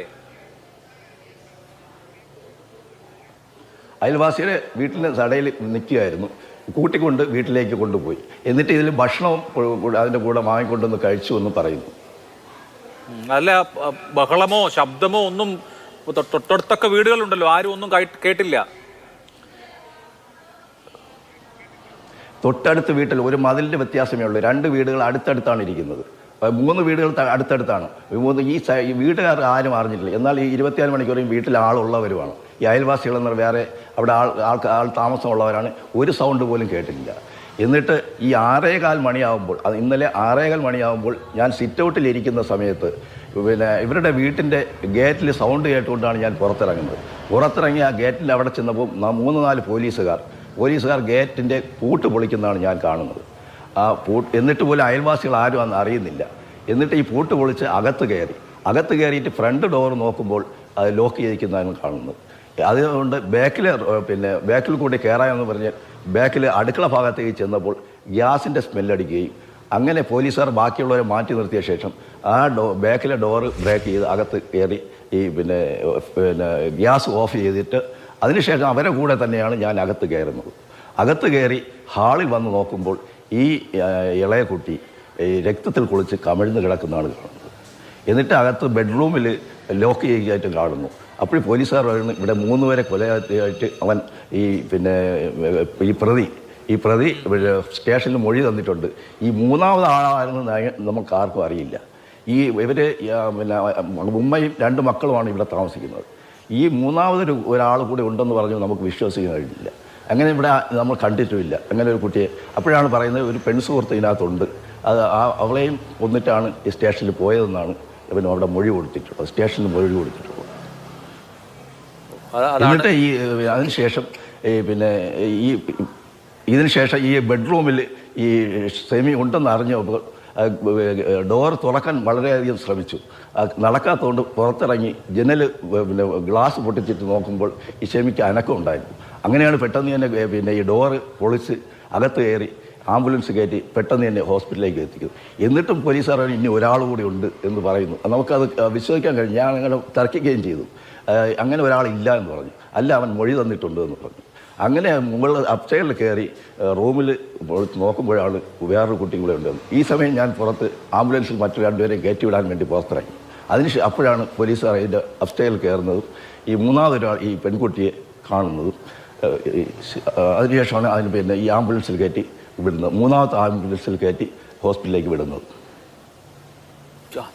അതാണ് സംഭവിച്ചത്. ശ്രീ MM ഷാഫി, ഇവിടെ ചില സാമ്പത്തിക ബുദ്ധിമുട്ടുകളുണ്ടായിരുന്നു. ഈ അമ്മൂമ്മയോട് 95 വയസ്സുള്ള ഉപ്പയുടെ ഉമ്മയോട് ഇടയ്ക്ക് പണം വാങ്ങാറുണ്ടായിരുന്നു. ഏറ്റവും വാത്സല്യമുള്ള കൊച്ചുമകൻ എന്നുള്ള നിലയിൽ അവർ കൊടുക്കാറുണ്ടായിരുന്നു. മോതിരം മുമ്പ് ഊരി കൊടുത്തിട്ടുണ്ട്. ഇപ്പോൾ ഒരു മാല ചോദിച്ചപ്പോൾ അത് കൊടുക്കാൻ പറ്റില്ല, ഞാൻ മരിക്കുമ്പോൾ പിന്നെ എനിക്ക് അന്ത്യകർമ്മങ്ങൾ നടത്താനുള്ള പണത്തിന് വേണ്ടി വേറൊന്നും ഇല്ല എന്ന് പറഞ്ഞു എന്നാണ് ഞാൻ കേട്ടത്. അപ്പോൾ ഈ പണം അപ്പോൾ കൊടുക്കാത്തതിൻ്റെ വൈരാഗ്യത്തിലായിരിക്കും, ആ വൈരാഗ്യം വെച്ചായിരിക്കും കൊച്ചുമകൻ ഇത് ചെയ്തത് എന്നല്ലേ നമുക്ക് വിചാരിക്കാൻ പറ്റൂ, അല്ലേ? അതെ, ഞാൻ ശ്രീ അഭിലാഷ് മോഹൻ, ബഹുമാന്യനായ ഡോക്ടർ പറഞ്ഞതിനൊരു ചെറിയ മറുപടി പറയാൻ എനിക്കൊരു ചെറിയ അവസരം. അദ്ദേഹം വളരെ വലിയൊരു ഉപദേശമാണ് ഒരു ജനപ്രതിനിധി എന്നുള്ള നിലയിൽ എനിക്ക് തന്നത്. ഞങ്ങൾക്കും അറിയാം പല കാര്യങ്ങളിലും പോസ്റ്റ്മോർട്ടം നടത്തിയില്ലെങ്കിൽ ആ പോലീസ് ഉദ്യോഗസ്ഥനും ഭാവിയിൽ കുഴപ്പത്തിലാകും. അതുമാത്രമല്ല, ചില കാര്യങ്ങളുടെ തെളിവുകൾ അപ്പാടെ നശിച്ചു പോകും. പക്ഷേ ജനപ്രതിനിധി എന്നുള്ള നിലയിൽ ആളുകൾ പറയുന്ന ആവശ്യങ്ങൾ അവരുടെ മുന്നിൽ വെച്ച് പോലീസ് ഉദ്യോഗസ്ഥരോടും ഡോക്ടറോടും ആവശ്യപ്പെടുക എന്നുള്ളത് നമ്മുടെ ഒരു ആവശ്യമാണ്. കാരണം അങ്ങനെ ചെയ്യാത്തവൻ കൊള്ളാത്ത ജനപ്രതിയാണ് എന്ന് പൊതുവെ ഒരു ധാരണ സമൂഹത്തിൽ വന്നിട്ടുണ്ട്. ഞങ്ങൾ പറയുമ്പോൾ അതിൻ്റെ കാര്യകാരണ സഹിതം അതിൻ്റെ ആളുകളെ ഡോക്ടറും SHOയും ബോധ്യപ്പെടുത്തിയാൽ അത് ഞങ്ങൾക്ക് പറയാതിരിക്കാൻ നിർവാഹമില്ലാത്തത് കൊണ്ടാണ് സാർ. അതിൻ്റെ കാര്യങ്ങൾ അറിയില്ലാത്തതല്ല. ഇദ്ദേഹം പറഞ്ഞതിനെ ഞാൻ 100% ശിരസ വഹിക്കുന്നു. ഇദ്ദേഹം ചോദിച്ച ചോദ്യം, ഈ അമ്മുമ്മ 95 വയസ്സായ വളരെ കൃശഗാത്രയായ ഒരു സ്ത്രീയാണ്. നിങ്ങൾ ഇവിടെ അവരിത്രയും ഈ 95 വർഷം ജീവിച്ച സ്ഥലത്ത് 96 വയസ്സുള്ള ഒരാളുണ്ടെങ്കിൽ അവരോടടക്കം, ഇനി 5 വയസ്സുള്ളൊരു കുട്ടിയോടടക്കം ചോദിച്ചാൽ ഒരാളോട് പോലും ജീവിതത്തിൽ ഒരിക്കൽ പോലും കയർത്ത് സംസാരിക്കാത്ത, എല്ലാവരെയും സ്നേഹത്തോടെ മാത്രം വിളിക്കുന്ന, അവിടെ തൊട്ടടുത്ത പള്ളിയിലെ ഒരു മൗലവി, ഇവരെ ഞാൻ ഒരു ദിവസം പ്രസംഗിച്ച് കൊണ്ടിരിക്കുമ്പോൾ ഞാൻ അതിലെ വണ്ടിയിൽ പോകുമ്പോൾ ഞാൻ കേട്ടതാണ്, സ്വർഗത്തിലെ ഉമ്മാമ്മ എന്നാണ് ആ മൗലവി ഇവരെ സംബോധന ചെയ്യുന്നത്. കാര്യം അത്ര കളങ്കരഹിതമായി നിഷ്കളങ്കമായി ആളുകളോട് സംസാരിക്കുകയും ഇടപെടുകയും ചെയ്യുന്ന ഒരു അച്ഛൻ്റെ അമ്മ. ഇവൻ എത്രയോ പ്രാവശ്യം ചോറ് വാരി കൊടുക്കുകയും എടുത്തുകൊണ്ട് കിടക്കുകയും ലാളിക്കുകയും ചെയ്തിട്ടുണ്ട്. അവരോട് വന്ന് നേരത്തെ അവരുടെ കയ്യിലുള്ളപ്പോഴെല്ലാം അവർ കൊടുത്തിട്ടുണ്ട്. കഴിഞ്ഞൊരു ദിവസം വന്ന് മാല ആവശ്യപ്പെട്ടപ്പോൾ ഇങ്ങനെയാണ് പറഞ്ഞത്, എൻ്റെ മയ്യത്തിൻ്റെ ചിലവിന് വേണ്ടി, അതിന് തുണിക്കും പലയ്ക്കും വേണ്ടിയാണ് മോനെ മക്കളെ ഞാനിത് വെച്ചിരിക്കുന്നത്, എൻ്റെ കയ്യിൽ വേറെ സമ്പാദ്യമൊന്നുമില്ല, അതുകൊണ്ട് മക്കളെ ഇത് തരൂല, ഇത് ഞാൻ അങ്ങനെ നിയത്ത് ചെയ്ത് വെച്ചിരിക്കുന്നൊരു സാധനമാണെന്നാണ് മറുപടി പറഞ്ഞത്. ഈ ലത്തീഫ് സാഹിബ് എത്രയോ ലക്ഷം രൂപ കൊടുത്തിരുന്നു. ആ പൈസ വീണ്ടും പൈസ ചോദിച്ചപ്പോൾ ഈ പൈസ തിരികെ വേണം എന്ന് പറഞ്ഞതായാണ് അറിയുന്നത്. അതുപോലെ തന്നെ ഈ അനുജനോട് സ്നേഹമുണ്ട് അനുജനും ഇവനും ഒരുമിച്ചാണ് പിന്നെ കളിക്കുന്നത്, ആഹാരം കഴിക്കുന്നത്, പള്ളിയിൽ പോകുന്നതെന്നൊക്കെ പറഞ്ഞു, സമ്മതിക്കാം. പക്ഷേ അത്രയും സ്നേഹമുള്ള ഒരു അനുജനെ ഇത്രയും ക്രൂരമായി വേറെ ഏതെല്ലാം മാർഗത്തിൽ കൊല്ലണമെങ്കിലും കൊല്ലാമായിരുന്നു. അവൻ്റെ പെൺസുഹൃത്തിനെ അവൻ മറ്റൊന്നിനും അടിമയല്ലെന്നും മറ്റൊരു കാര്യങ്ങളും പബ്ലിക്കിന് അറിയില്ലെന്നും അയൽവാസികളായ 2 പേർ പറഞ്ഞു. ഈ ഒരു പെൺസുഹൃത്തിനെ രഹസ്യമായി അവിടെ കൊണ്ടുവന്ന് താമസിപ്പിച്ചത്. അപ്പോൾ ഇവൻ ഇത്രയും വിദഗ്ധമായി ഈ കാര്യങ്ങൾ ചെയ്യാൻ മിടുക്കുള്ള ആളാണ്. ചെവി അറിയാതെ, തൊട്ടടുത്ത ആളുകളെ അറിയാതെ പ്രായപൂർത്തിയായ ഒരു പെൺകുട്ടിയെ ആ വീട്ടിൽ കൊണ്ടുവന്ന് താമസിപ്പിച്ചു. സ്വാഭാവികമായി മറ്റൊരു വീട്ടിൽ വളർത്തിയ പെൺകുട്ടിയെ അവരുടെ അച്ഛൻ്റെയും അമ്മയുടെയും അനുവാദമില്ലാതെ, രക്ഷകർത്താക്കളെ അറിവോ സമ്മതമോ ഇല്ലാതെ ഈ വീട്ടിലേക്ക് വിളിച്ചു കൊണ്ടുവന്നപ്പോൾ ഇവരുടെ ഈ കുടുംബം ഒന്നടങ്കം അതിനെ എതിർത്തു. എന്നിട്ട് പറഞ്ഞു, നിയമാനുസരണം നിനക്ക് അത് നിക്കാഹ് ചെയ്തു തരാം, നീ ആ രക്ഷകർത്താക്കളുടെ അടുത്ത് ഇപ്പോൾ കുട്ടിയെ കൊണ്ടുവന്നാക്ക്, നമുക്ക് പോയി ആലോചിച്ച് അവർക്ക് സമ്മതമാണെങ്കിലും അല്ലെങ്കിലും നിനക്ക് വിവാഹം ചെയ്തു തരാം. ഇത് പറഞ്ഞതിലുള്ള വിരോധം കൂടിയാണ് ഈ സാമ്പത്തികം കൊടുക്കാത്തതും സാമ്പത്തികം തിരിച്ചു ചോദിച്ചതും. സ്വന്തം അച്ഛൻ്റെ അമ്മയോട് സ്വർണ്ണമാല ചോദിച്ചപ്പോൾ അത് അവരുടെ അന്ത്യകർമ്മങ്ങൾക്ക് വേണ്ടി വെച്ചിരിക്കുന്നതാണെന്ന് പറഞ്ഞതും, ഈ പെൺകുട്ടിയെ വീട്ടിൽ കൊണ്ടുചെന്നാക്കണം എന്ന് ഇവർ അതും വളരെ സ്നേഹത്തോടു കൂടിയാണ് അവനോട് അഭ്യർത്ഥിച്ചതെന്നാണ് ഈ രക്ഷകർത്താക്കൾ ഇന്ന് മോർച്ചറിയിൽ വെച്ച് കണ്ടപ്പോൾ അവരുമായി ബന്ധപ്പെട്ട ആളുകൾ എന്നോട് പറഞ്ഞത്. അപ്പോൾ ഇത്രയും സൗമ്യമായി പെരുമാറുകയും ഇത്രയും സ്നേഹമായി, ഇനി 75 ലക്ഷം രൂപയുടെ ബാധ്യത അവൻ്റെ പിതാവിനുണ്ടെങ്കിൽ അവർക്ക് ആ താമസിക്കുന്ന വീടും മറ്റാസ്തികളും വിറ്റാൽ കോടിക്കണക്കിന് രൂപയുടെ ആസ്തിയുണ്ട്, അതിന് പരിഹാരമുണ്ട്. 23 വയസ്സായ മകനല്ലല്ലോ അതിന് പരിഹാരം ഉണ്ടാക്കുന്നത്. അവൻ്റെ വാപ്പ റഹീം സൗദിയിൽ നിൽക്കുകയല്ലേ. അവൻ്റെ ഈ മരണപ്പെട്ട ഈ സൽമാ ബീവി ആ ഉമ്മാക്ക് 11 മക്കളാണ്, ഒരാളെ മരിച്ചിട്ടുള്ളൂ. ഇപ്പോൾ ഇന്നലെ മരിച്ചത് കൂടാതെ നേരത്തെ മരിച്ചത് ഒരാളാണ്, ബാക്കി 10 പേരുമുണ്ട്. ഇവർ എല്ലാ കാര്യങ്ങളിലും പരസ്പരം സഹായിക്കുന്നവരും സഹകരിക്കുന്നവരും ഐക്യമായി കഴിയുന്നവരുമാണ്. തമ്മിൽ തല്ലി പലയിടത്തായി വിരോധിച്ച് മിണ്ടാതെ താമസിക്കുന്ന ഈ പുതിയ തലമുറയിലെ ഒരു കുടുംബമല്ല, ഒരു വലിയ കൂട്ടുകുടുംബമാണ്. ഇവനെ സഹായിക്കാൻ തയ്യാറാണ്. ഇവൻ്റെ സ്വത്തുക്കൾ എവിടെയെങ്കിലും പണയം വെച്ചോ അല്ലാതെയോ ഈ കുടുക്കിൽ നിന്ന് രക്ഷപ്പെടുത്താൻ അവർ തയ്യാറാണ്. ഈ സൗദി അറേബ്യയിൽ നിന്ന് ഈ റഹീമിനെ കൊണ്ടുവരാൻ വേണ്ടി ഈ ജ്യേഷ്ഠന്മാരും ബന്ധുക്കളും സഹോദരിയുടെ മക്കളും റഹീമിൻ്റെ സഹോദരിയുടെ മക്കളും ഒക്കെ അശ്രാന്ത പരിശ്രമം നടത്തിക്കൊണ്ടിരിക്കുകയാണ്. ഇന്നലെ സൗദി അറേബ്യയിൽ നിന്ന് എൻ്റെ ഒരു അനുജൻ ഷാജി വിളിച്ചപ്പോൾ എന്നോട് പറഞ്ഞു, കാക്ക കുറേ ദിവസമായി എന്നെ സമീപിക്കുകയാണ്, ഏതെങ്കിലും നിലയിൽ ഇവിടെ നിന്ന് രക്ഷപ്പെടുത്തണമെന്ന് റഹീമിൻ്റെ ബന്ധുക്കളും പറയുകയാണ്. ഞാൻ എനിക്കറിയാവുന്നവരോടെല്ലാം ഏതെങ്കിലും നിലയിൽ ജയിലിൽ പോകാതെ ഇവിടെ നിന്ന് രക്ഷപ്പെടുത്താൻ പറ്റുമോ എന്ന് ശ്രമിച്ചു കൊണ്ടിരിക്കുകയാണ്. അതിന് പൈസ കൊടുക്കാനും പല ബന്ധുക്കളും തയ്യാറായിരുന്നു, ഏതെങ്കിലും നിലയിൽ റഹീമിന് ടിക്കറ്റ് എടുത്ത് കൊടുക്കുന്നതിനോ റഹീമിനെ അവിടെ രക്ഷപ്പെടുത്തുന്നതിനോ ഒക്കെ. അപ്പോൾ എല്ലാ മാർഗങ്ങളും അടഞ്ഞിട്ട് അല്ല ഇവൻ ഇത് ചെയ്തത് എന്നുള്ളത് വളരെ വസ്തുതാപരമാണ്. ഇവൻ്റെ മാനസികാവസ്ഥ കൃത്യമായി പരിശോധിക്കണം. ഇനി ഒരു കുടുംബത്തിലെ കുട്ടികൾക്കോ അല്ലെങ്കിൽ അമ്മമാർക്കോ വൃദ്ധമാതാക്കൾക്കോ കേരളത്തിൽ ഇത്രയും ക്രൂരമായ ഇതിനെ നമ്മൾ ഈ ചർച്ച ചെയ്യുമ്പോൾ ഞാൻ ഇതിനെ കാണുന്നത് കേരളത്തിൽ നടന്ന അതിനിഷ്ഠൂരമായ പ്രവൃത്തികളിൽ ഒരു പ്രവൃത്തിയാണ്.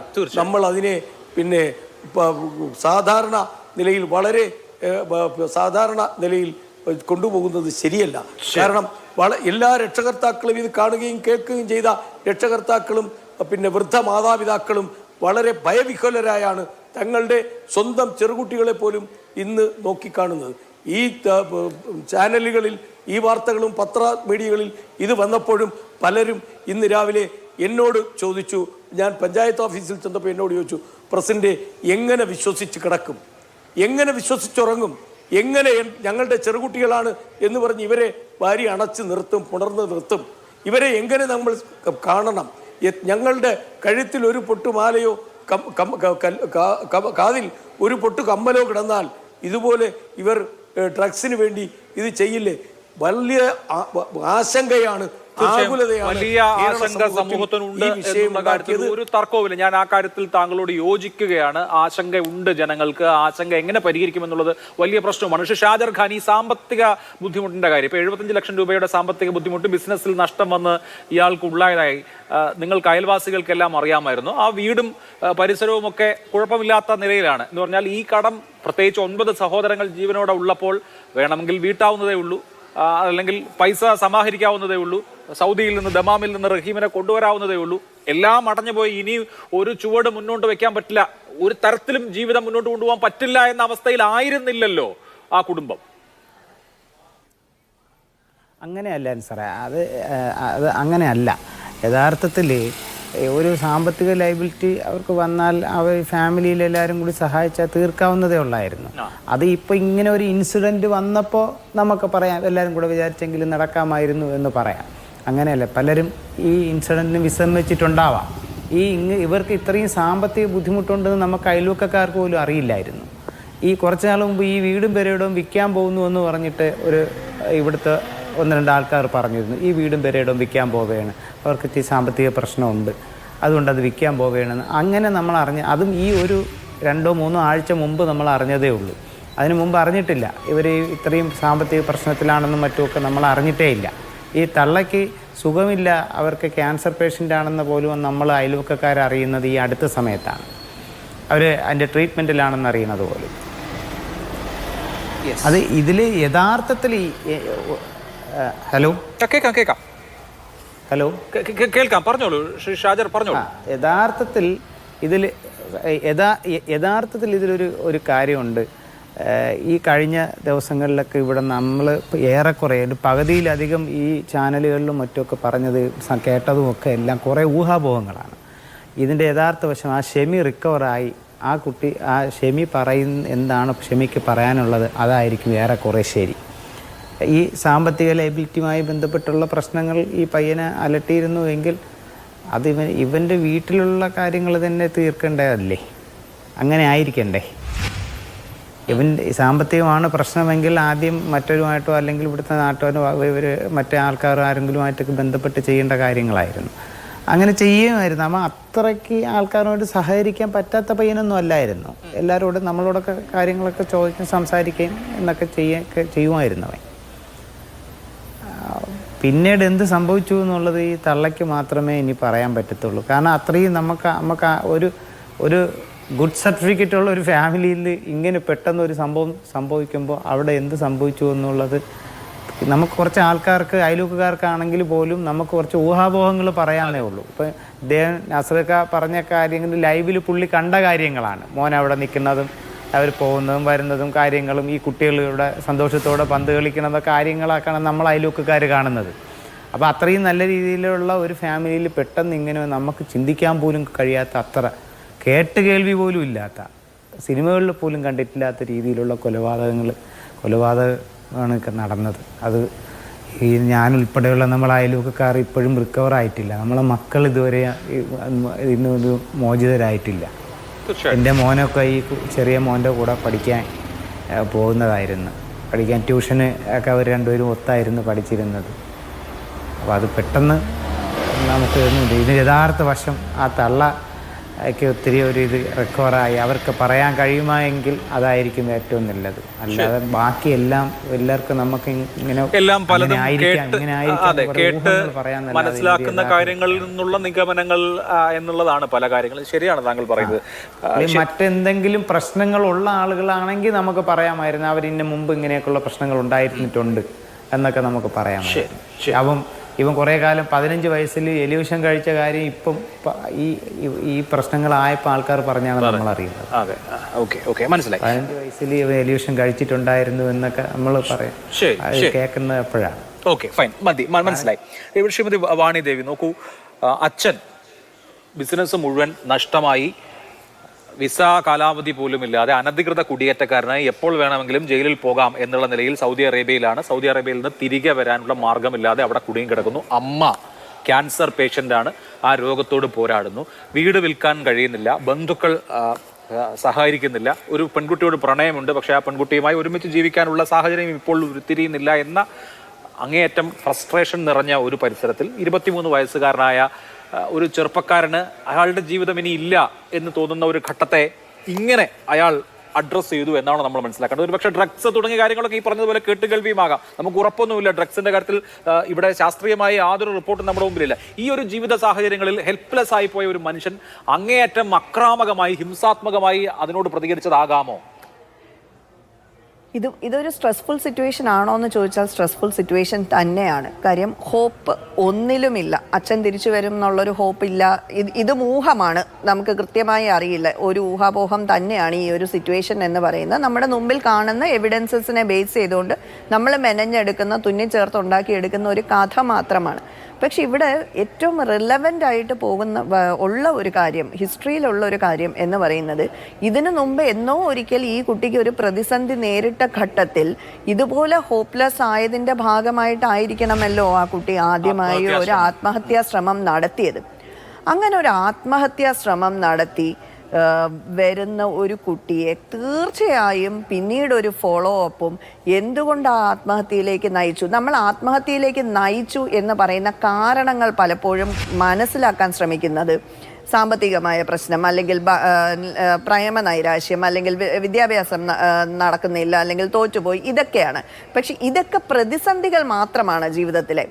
ആത്മഹത്യയിലേക്ക് നയിച്ച കാരണങ്ങൾ ഇതൊന്നുമല്ല. ആത്മഹത്യയിലേക്ക് നയിച്ചത് എന്ന് പറയുന്നത് അത് ആ വ്യക്തിയുടെ ബ്രെയിനുമായി ബന്ധപ്പെട്ട മാനസിക വൈകല്യമുള്ള ആളായിരിക്കണം.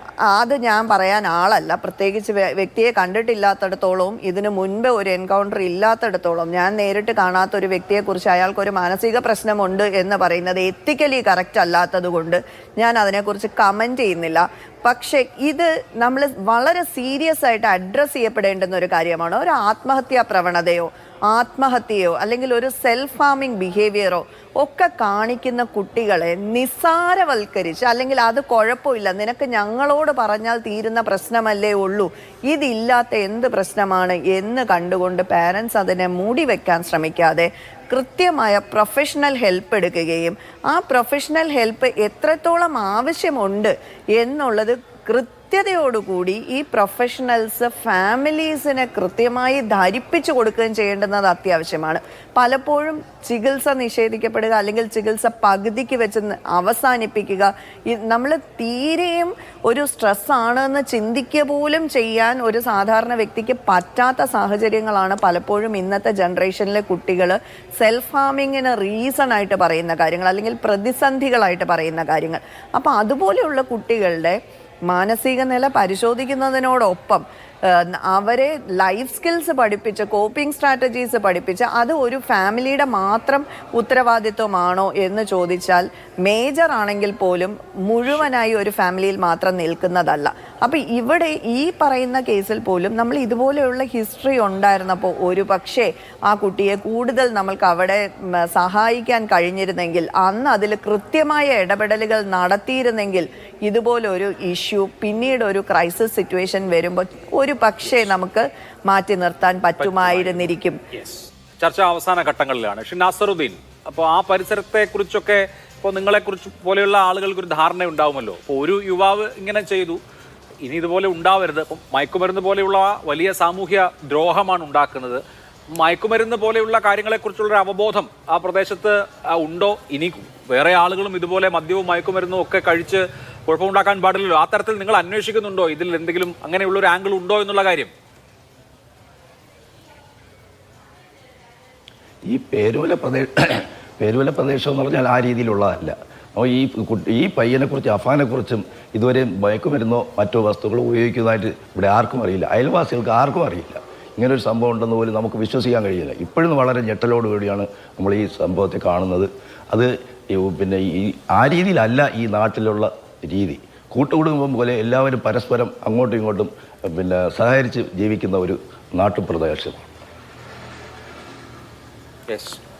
അവിടെയാണ് ഇങ്ങനൊരു സംഭവം ഉണ്ടായിരിക്കുന്നത് എന്നുള്ളതാണ് ഏറ്റവും ആശങ്കാജനകമായിട്ടുള്ള കാര്യം. ഡോക്ടർ മോഹൻ റോയ്, നമുക്ക് അവസാനിപ്പിക്കാം. ഈ വർഷം നമ്മളിപ്പോൾ 2 മാസം പൂർത്തിയായിട്ടില്ല, അതിനിടയ്ക്ക് ഇത്തരത്തിലുള്ള സംഭവങ്ങൾ 3 വലിയ കൂട്ടക്കൊലകൾ നടന്നിട്ടുണ്ട്. ഒന്ന് പാലക്കാട്, ഒന്ന് എറണാകുളം ചേന്ദമംഗലത്ത്, ഇവിടെ ഇപ്പോൾ തിരുവനന്തപുരത്ത് വെഞ്ഞാറമൂട്. അതല്ലാതെ ഇപ്പോൾ ഒരു മകൻ ഡി അഡിക്ഷൻ ചികിത്സക്കിടെ വന്ന് അമ്മയെ, അതും ക്യാൻസർ രോഗിയായിരുന്ന അമ്മയാണ്, അമ്മയെ വെട്ടിക്കൊന്ന സംഭവം നമ്മൾ കഴിഞ്ഞ ദിവസം വടക്കൻ കേരളത്തിൽ നിന്ന് വായിച്ചു. ഇതുപോലെയുള്ള കൊലപാതകങ്ങൾ, ക്രൈം ആശങ്കാജനകമാവണ്ണം കൂടുകയാണ്. അതിൽ തന്നെ ഈ യുവാക്കൾ കൂടുതലായി പ്രതികളാവുന്നു എന്നൊരു സാഹചര്യമുണ്ട്. അപ്പോൾ നമ്മളിത് ഒരൊറ്റ ഇൻസിഡന്റ് എന്നുള്ളതിനപ്പുറത്ത് കേരള സമൂഹത്തെ ആകെ എടുത്താൽ നമുക്ക് എന്തെങ്കിലുമൊക്കെ ഇതിനൊരു, ഇപ്പം ബാക്കിയുള്ള അസുഖങ്ങൾക്കൊക്കെ വാക്സിനും മറ്റുമൊക്കെ ഉണ്ട്. ഇതൊരു സാമൂഹ്യ കുറ്റകൃത്യമാണ്. അതിനെന്ത് വാക്സിൻ, അല്ലെങ്കിൽ അതിനെ നമ്മൾ പ്രതിരോധിക്കാൻ എന്ത് ചെയ്യണം എന്നുള്ളതും കൂടെ ആലോചിക്കണമല്ലോ. തീർച്ചയായും ലഹരി ഉൾപ്പെടെയുള്ള കാര്യങ്ങൾ, കുറ്റകൃത്യങ്ങൾ ഉൾപ്പെടെയുള്ള കാര്യങ്ങൾ യഥാർത്ഥത്തിൽ സമൂഹത്തിൻ്റെ മാനസികാരോഗ്യം തകരാറിലാകുന്നു എന്നുള്ളതിൻ്റെ പരോക്ഷ സൂചകങ്ങളായിട്ട് തന്നെ നമ്മൾ എടുക്കേണ്ടതുണ്ട്.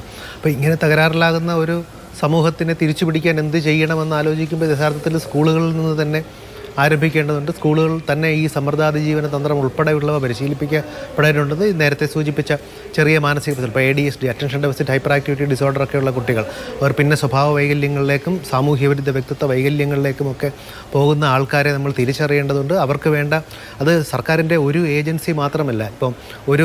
ഇപ്പോൾ സംസാരിച്ചപ്പോൾ ഈ സമൂഹത്തിലുള്ള എല്ലാവരും ആ വീട്ടിലെ കാര്യം പറഞ്ഞതുപോലെ ഇത്തരത്തിലുള്ള ഒരാളെ തിരിച്ചറിയാൻ അവർക്ക് സാധിച്ചില്ല എന്നുള്ളത് അവരുടെ കുറ്റമായിട്ടല്ല ഞാൻ കണക്കാക്കുന്നത്, നമ്മുടെയൊക്കെ തന്നെ കുറ്റമാണ്. ഇത്തരത്തിലുള്ള ആൾക്കാരെ തിരിച്ചറിയാൻ അവരെ പരിശീലിപ്പിക്കുന്നതിൽ നമ്മൾ പ്രാപ്തരല്ലായിരുന്നു എന്നുള്ളത്. അതുപോലെ തന്നെ ഇത്തരത്തിലുള്ള കുട്ടികൾ ഒരു അറ്റംപ്റ്റും ഒക്കെ നടത്തി, ഒരു ആത്മഹത്യ പ്രവണതയുള്ളവരോ ആത്മഹത്യ ശ്രമമൊക്കെ നടത്തിയ കുട്ടികളെ നിരന്തരമായി കുറഞ്ഞത് ഒരു 18 വയസ്സ് വരെയോ അതിനുശേഷമോ ഒക്കെ തന്നെ അവരെ ഫോളോ അപ്പ് ചെയ്യേണ്ട സംവിധാനങ്ങൾ ഉണ്ടാകേണ്ടതാണ്.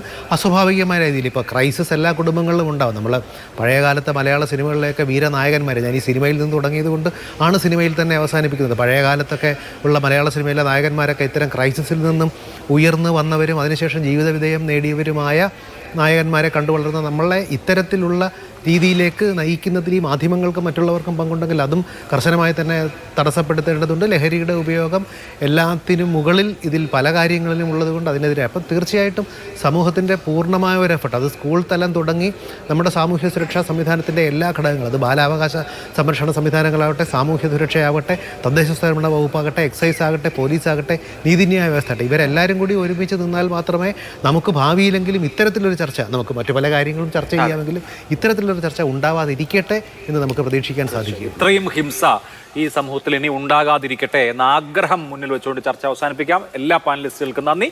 സൂപ്പർ പ്രൈം ടൈം അവസാനിക്കുന്നു. നമസ്കാരം.